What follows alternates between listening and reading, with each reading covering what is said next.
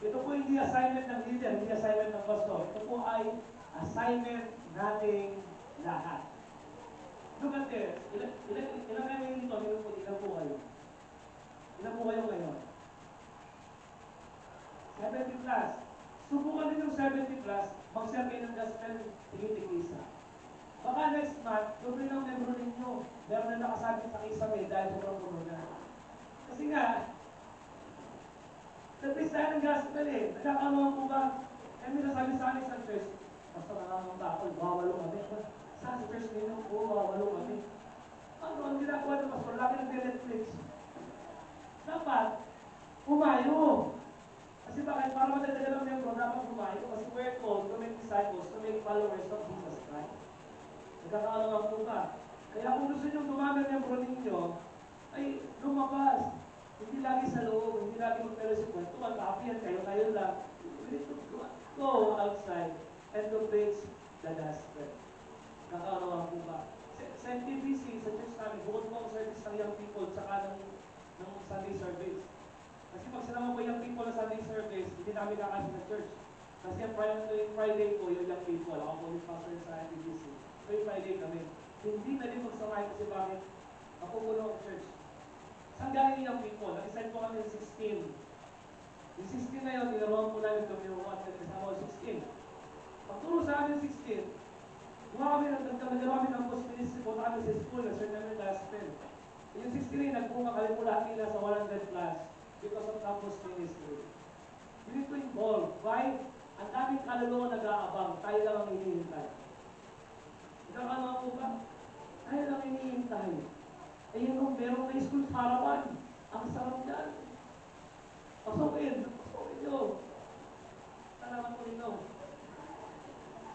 Pasukin nyo, sarap na. Ang daming pagkakataon to preach the gospel. My prayer is someday, pagbalik ko rito, kayo po lahat ang nagbibisin ko. Nakakarawa po ba? Yan. We need to go and make disciples. Not only sending, kundi how to do that, we need to pray. Praying. Why? Look at this. Look at this verse, no? Sabi ng Romans, ito pong issue ko ito, si Paul po ay nire-request sa church po ng Romans na ipag-pray siya. Kasi nga, siya po ay nasa mission field. Look at this prayer. Sabi niya, I urge you, brothers and sisters. Ito po ay ano eh, mga Christian brothers and sisters. Kunyari ganito, I urge you, LCF family. Parang gano'n. By our Lord Jesus Christ and by the love of the Spirit, to join me in my struggle by praying to God for me. Sabi niya, ipag-pray niyo ako. Bakit ipag-pray? Ang issue niya, look at this, pray that I may be kept safe from the unbelievers in Judea, and that the contribution I make to Jerusalem may be favorably received by the Lord's people there, so that I may come to you with joy by God's will, and I am in your company, be refreshed, that through the God of peace be with you all. Amen. Look at this, ang prayer request niya, ipag-pray siya na maligtas sa mga unbelievers. Why? Look at this. Ako po ay pumunta po ng Mindanao, yearly. Pero ngayon, hindi ako makapunta kasi nga, mga nakakasama ko, nasa Mindanao ako, hindi ako sasama. Kasi October po, malis po namin. Ay, nalaman nila, October na lang po siya walang natin. Okay lang, alam nilang lahat, mag-memory sa atin. Sabi po rito ay, ingatan siya sa mga unbelievers. Bakit? Kasi pa si Apostol San Pablo ay halos patayin at bugbugin dahil sa kanyang pag-preach ng gospel. At totoo yan, as Christian, kung wala tayong pera, wala tayong time, makakatulong tayo to preach the gospel, ipag-pray yung mga missionary. Ipag-pray natin. Kaya my prayer is, sa LCM, every time we have a prayer meeting, please, kung ano kayo ng missionary, pwede ipag-pray. Kasi mahalaga yung bakit. Look at this. Ako po ay galing Mindanao. Nag-stay po ako ng 2 weeks, nakasama ko po yung confidence about it. Dahil po, yung mag-asawang yun, sila po ay nasa Marawi. Ay, hindi mo na. Marawi, Maguindanao. Alam niyo po yung, Pauline 44-77 na pinarin sa Mindanao? Kalapit yung bahay nila, kalapit bahay na yung bahay nila. Ano po gano'n kayo sa Mindanao? Meron doon na nag-file ng matatakong mayor. Pagka-file niya, pagkalabas na ng file niya, pinaril, patay. Ang pagpatay doon, normal lang, patay. Ganun ganun doon. Normal lang. Tapos yung missionaryo, lahat ng bahay niya, kotse, bahay, eh meron mga bag, yung bag nila nila mga goods, saka t-shirt. Why? Kasi parang kapunukan doon, dadaputin na lang nila, aalis nila. At kung puno ka doon, normal na. Nandun nga kami, babari lang eh. Pinahawak ako doon ng ano, ng rifle, pinahawak ako. Nanginig ako kasi bakit ito po usap ang barilan doon. Parang barilan, ano lang, parang taya-tayaan. Parang views na lang. At ano po ba, sila ay nasa tingin na kamatayan every day ng kanilang buhay. So, paano natin siya tutulungan? We need to pray for them kasi na po ay ingatan ng ano, ng Panginoon. Kaya may prayer is someday, sa ito pong prayer meeting, please, mag-include po ng prayer para po sa missionary. Wala tayong pera, wala tayong time, we can help them through prayer. At ang sabi niya, no, pag ipag-pray niyo ako, I may come to you with joy, by God's will, and in your company, with regret. Ibig sabihin, pag pray niyo siya, ay sila ay makikita niyo muli, makasama natin sa paglingkod sa Panginoon. Nagkakaunawaan po ba? Yan. At salamat, pinag-pray niyo po ako, no? Kasi nakakating po ng Luzon. Sa pag-ina po pinag-pray ay wala po ako dito. Praying. At hindi naman praying, kundi next slide ay supporting.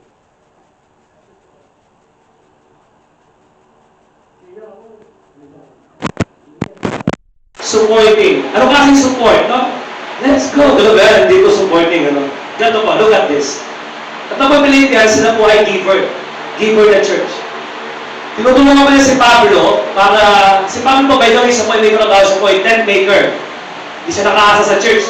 Pero si Timoteo po ay sila po sa Pablo, tinutulungan ng Philippians para bigyan ng financial na pangailangan, para mabuhay siya.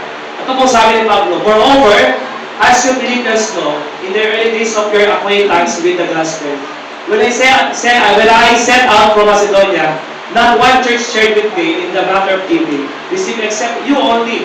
For even when I was in Thessalonica, you sent me aid more than once I was in need. So nakita natin sa support mo church nito, ano? Through financial giving. So we can help ang missionary at ang mission pag ano? Giving, praying, ano ba ko tayo ba? Waiting, ano yaw na? Sending. At yung pangatlo po ay through giving. Tayo po ay tumulong sa kanila sa pagbibigay ng financial na pangangailangan. Kaya po sa NTPC, YOL, yung sa church, naman binatawag po na ano, na crayos. Ano yung crayola? Sa po ay malaki na siya. Every Friday, iniipon po namin yan, ihulugan ng piso-piso na malang people. Pinupuno namin kasi bakit? Pag napuno yun, ipapadala po namin sa missionaryo doon sa Mindanao. And through that kind of ministry, tayo po lahat ay nakakatulong sa pagpapalaganap ng mabuting balita ni Kristo. Nagkakaroon po ba? Nung pumunta po sa mission din, awang ako sa missionaryo, no? Pero may anak niya, papasok sa school, ang bawang pansit, yung pansit na parang kawad na, sobrang tigas. Ganun, pero sila ay nabubuhay, nagtsatsaga, para to preach the gospel, to make disciples.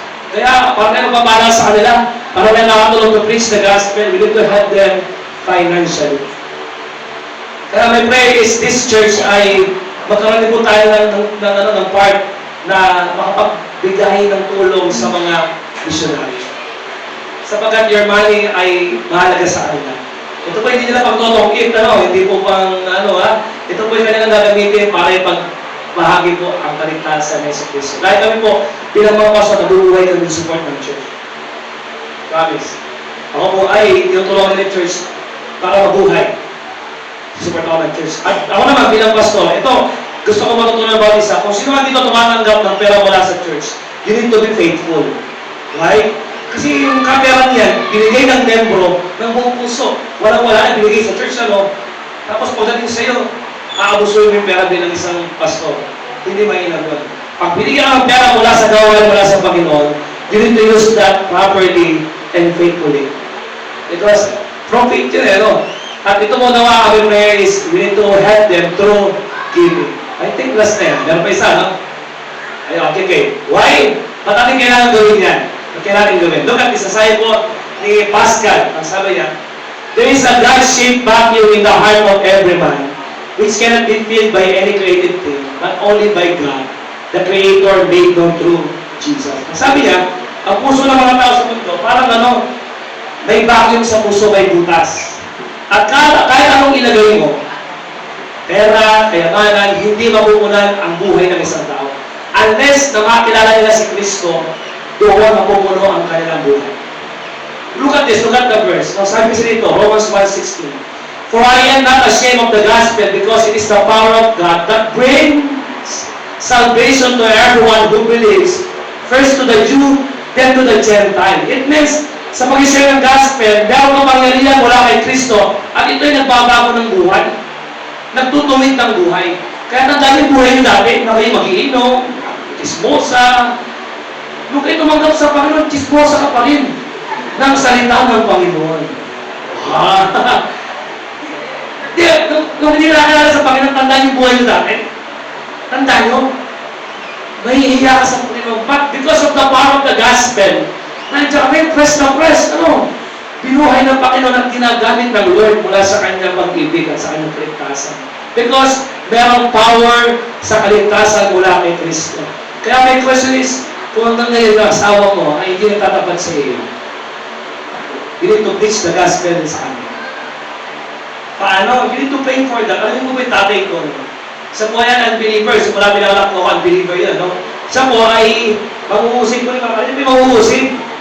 Inuusig na si Mama dahil si Kristiyano. Sabi ni tatay, ibuntis si Mama nun. Pagkatin ka ng prayer meeting, sa bintana ako dumaan. Pag uwi ka, sa bintana ka rin dumaan. Ay buntis si Mama. Sa bintana nga dumatang si Mama. At alam niya buntis, ako kaya natin tsura ko eh. Kasi sa bintana eh. Ito yung tsura ko. At si Mama yung dati, pero alam ko ba, everyday, nalipin ko pray ni Mama, makakilala sa Panginoon ang asawa ko. Makakilala sa Diyos, Panginoon, makakilala. Everyday, hindi pumapalya. At kung tabi ko po nagkaroon po ng sakit, so po nagkaroon po ng cancer sa bituka. Tinawag niya po yung nanay ko, sabi niya, Ben, nasuit na tawagan, Ben, ano niyo po bakit, Ben? Ang pangalan ko, Ruben. Ben, sabi niya, gusto ko makilala ng Diyos na sinasabi mo sa akin. At ito pagkakataon niya, sinara ng gospel ni Mama si Tatay, nung gabi niyo. Ano mo pa kasi ng gospel, kinabukasan ng umaga, namatay si Tatay. Namatay siya. Kaya naniniwala ako si Tatay nasa langit. Kasi bakit? Isa po ay kumilala sa Panginoon.